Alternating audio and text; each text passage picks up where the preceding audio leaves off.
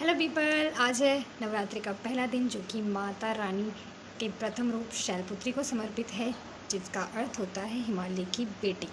हिमालय की बेटी होने के कारण ही इनका नाम शैलपुत्री पड़ा। इनका वाहन है बैल, नंदी यानी कि वृषभ। इसी वजह से इनको वृषारूढ़ा भी बोला जाता है।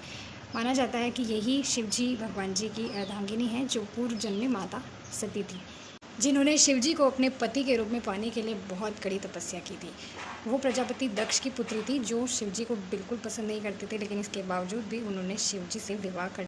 एक बार प्रजापति दक्ष ने एक महायज्ञ का आयोजन किया था, जिसमें उन्होंने शिवजी को छोड़कर बाकी सभी देवी देवताओं को आमंत्रित किया था, लेकिन देवी सती आमंत्रण ना मिलने के बाद भी वहाँ चली गई। और उसके बाद वहाँ पर जो शिवजी भगवान जी का उन्होंने अपमान किया दक्ष ने, वो सती सहन नहीं कर पाई और उन्होंने अग्नि की अग्नि में अपने आप को समाप्त कर दिया।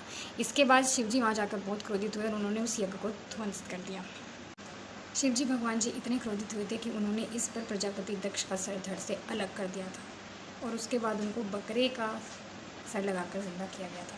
ही माता सती का ही दूसरा जन्म था शैलपुत्री के रूप में, जिन्होंने उसके बाद भी तपस्या करके शिवजी भगवान जी को अपने पति के रूप में प्राप्त कर लिया था। और यही है हमारी माता रानी पार्वती।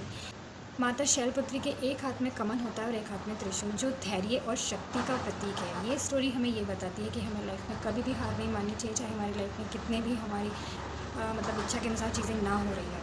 इतना सब होने के बाद भी दूसरा जन्म लेकर सती ने शैलपुत्री के रूप में शिवजी को पति के रूप में प्राप्त किया।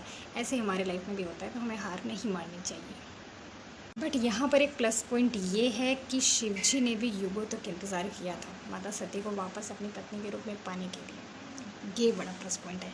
और दूसरी मुझे जो लगती है यहाँ पर हमें एक और पर्सनल सीख ये है भाई कि बिना इनविटेशन के हमें कहीं जाना नहीं चाहिए। If you are not invited then don't go.